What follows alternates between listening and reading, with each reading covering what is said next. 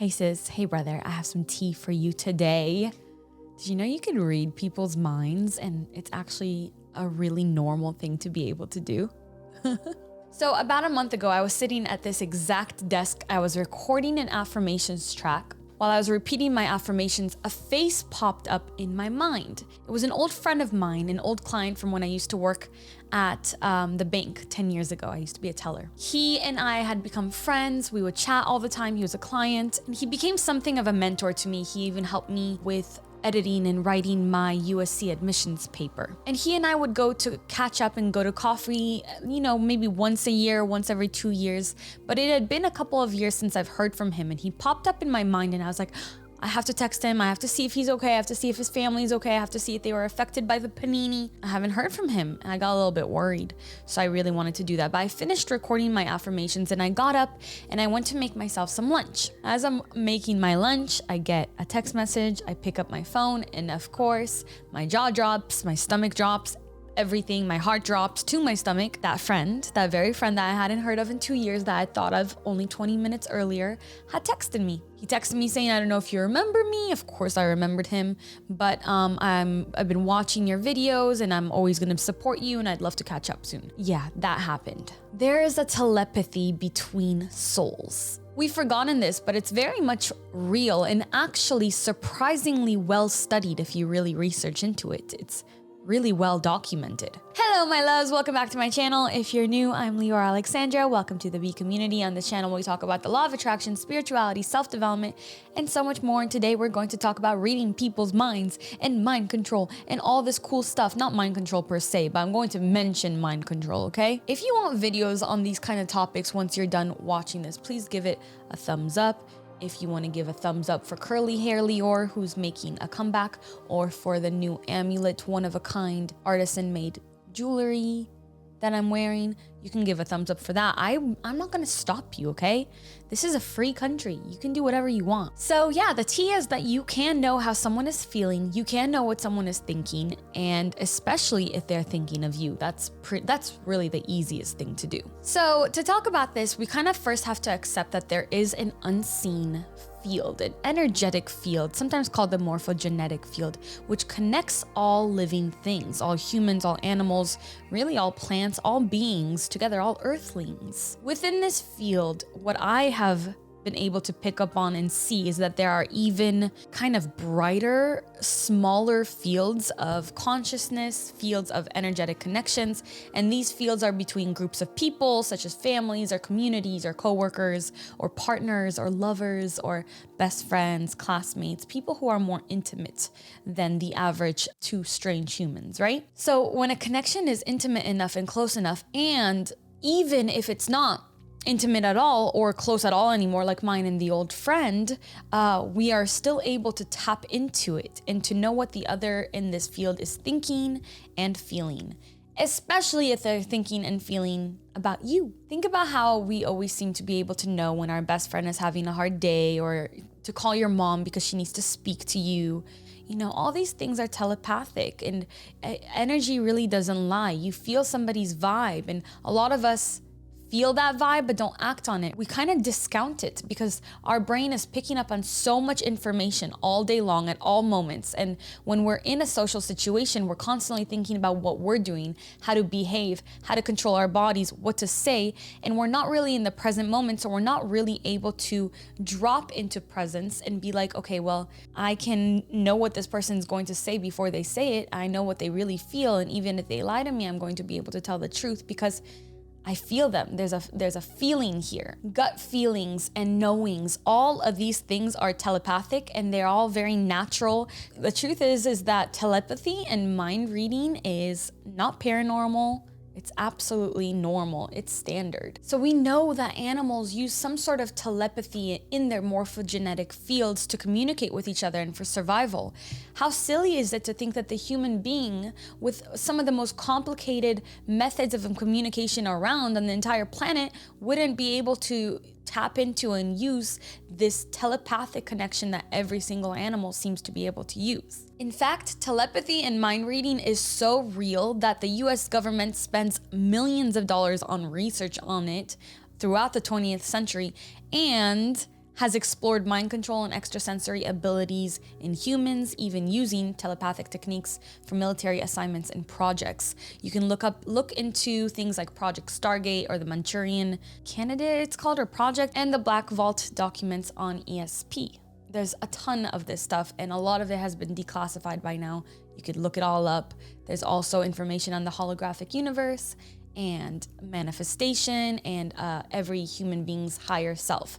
This can all be found on CIA.gov, believe it or not.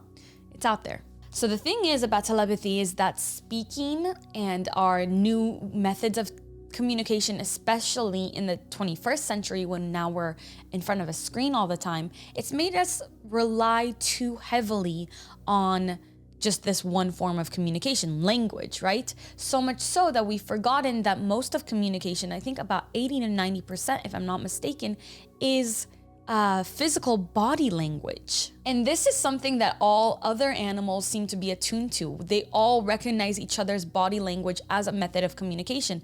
Yet humans have deluded ourselves into believing that we can't communicate via this field and understanding body language, as if it doesn't tell us everything that we need to know, when it actually, in reality, tells us more than we can know through what a person is actually telling us. So the truth is that we can tap into this field, and that with practice and enough self-trust and the willingness and ability to fail and to kind of make light of it, like in the beginning when I would start working with this, I would make random guesses about what a person's feeling, and sometimes somebody will lie about how they're feeling because they're embarrassed about talking about it, and they'll say like, no, that's not how I'm feeling. And you know, I'll reevaluate, I'll feel into it. I will always ask somebody if they are feeling the way I've picked up that they are feeling, just to kind of get some sort of feedback on the level of my intuitive ability. So that's okay, and you should do that with people who you trust and who are comfortable with you asking them about things like that. And you can get so good at this that you become a much more empathetic, open, and communicative person.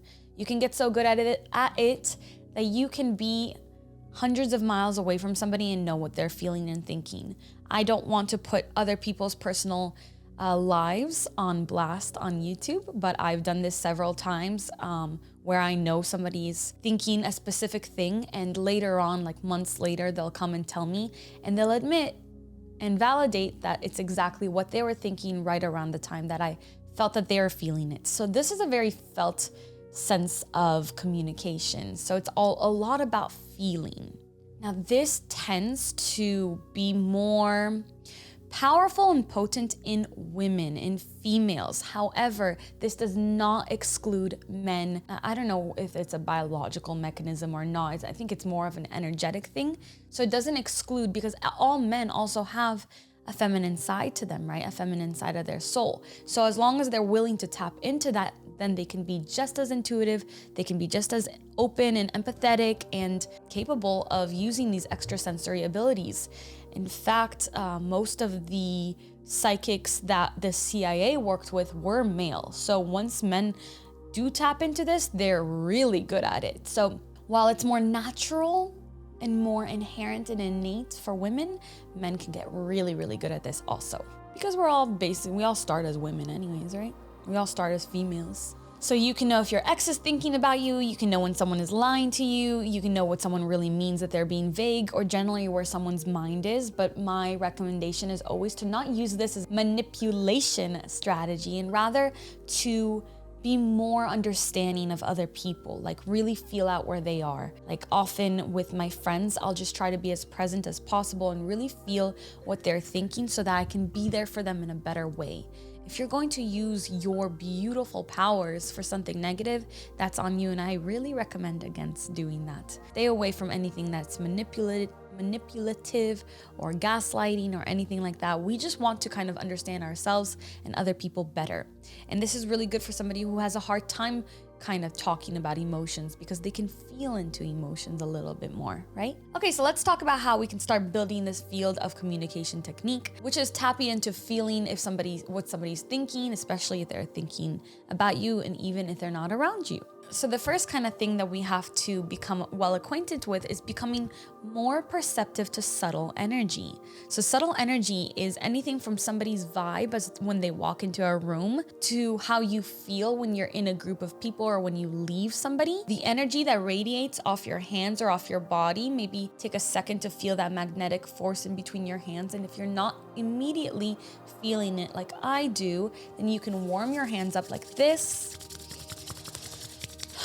Feel energy building up there and then pull it apart, and you should feel some sort of field there. Now, this is obviously going to get easier the more that you practice it, but it becomes very wild. It's like a magnet, and you can feel yourself building energy, which is really cool.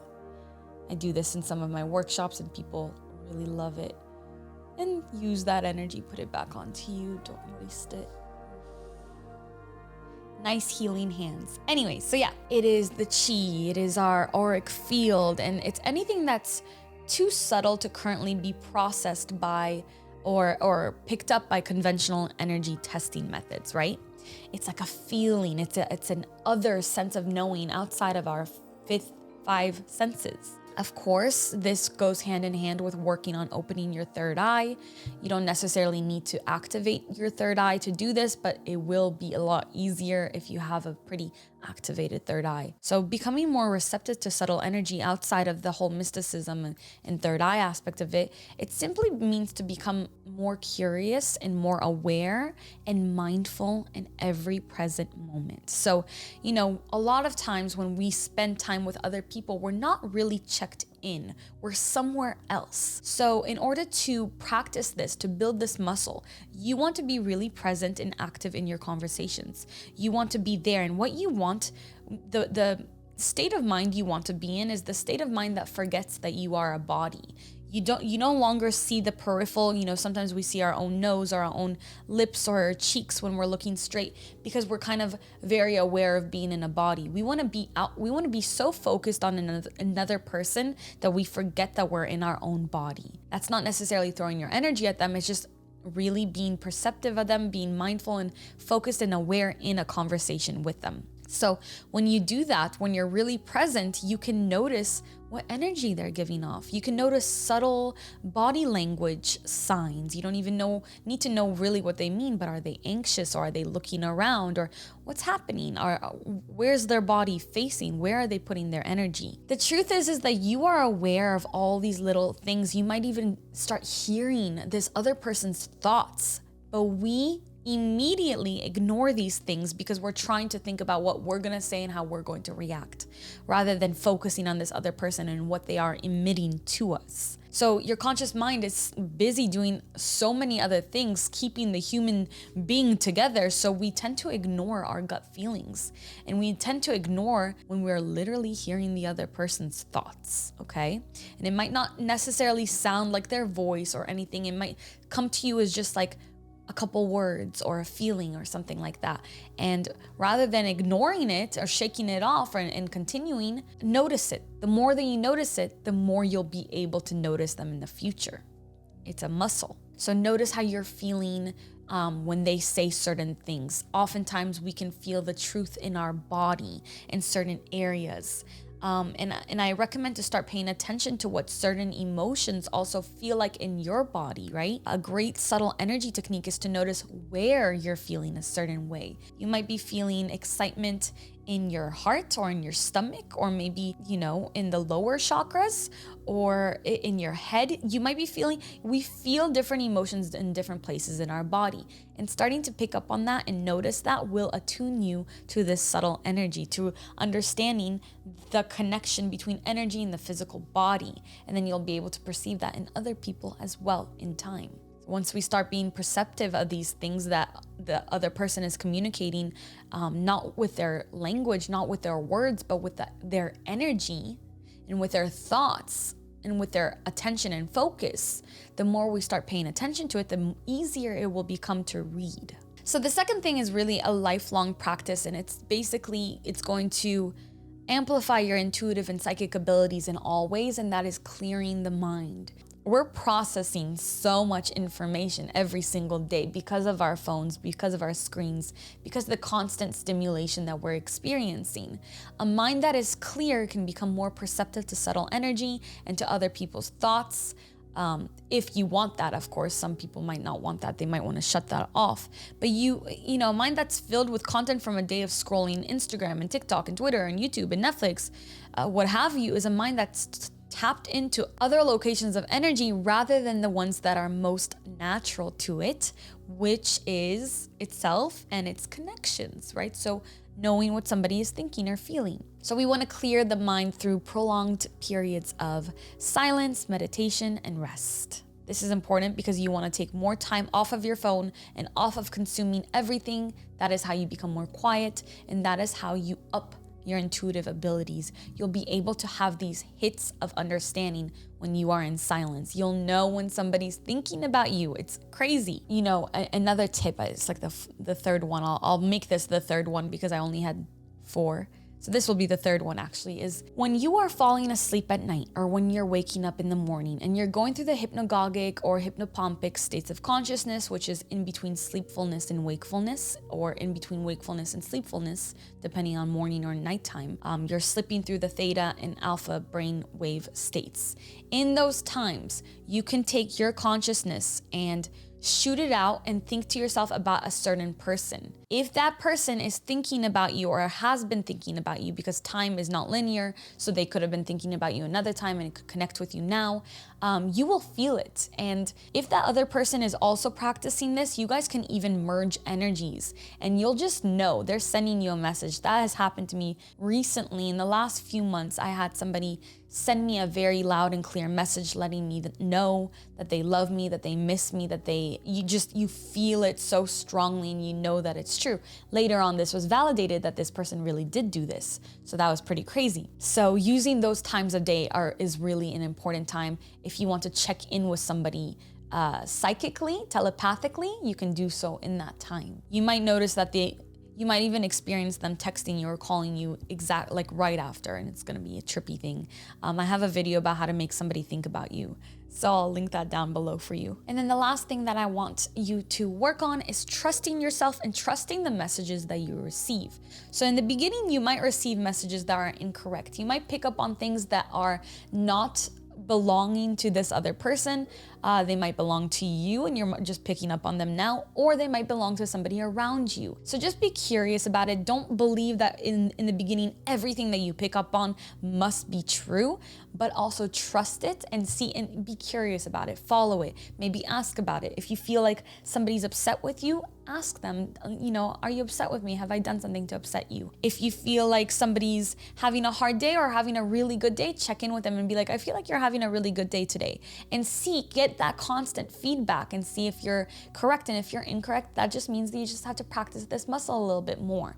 And practicing this muscle means clearing the mind and being very present and focused in your conversations and noticing body language and noticing what comes up, what thoughts float through your mind as you're speaking to somebody else. So you can, you know, bet on your intuition. When someone comes to mind, text them or call them. If you start hearing, wow, I was just thinking about you, or wow, I was just going to call you this week, then you know that you're on the right track and you're really tapping into this telepathic morphogenetic field that we all have. So when a thought comes to you, consider acting on it. Of course, I'm not saying to be impulsive, but usually if a thought comes from intuition and if a feeling comes from intuition, it does come from your higher self and the deep self, and that will lead you exactly where you're supposed to be. I think that's it for this video. If you want more on it, I'd love to make more videos on this. I love this topic, but my camera is about to die. I have no promos today, so I'm simply going to ask you to please leave a comment and a thumbs up. I love you so much. I hope you enjoyed this video. Let me know what you thought about it.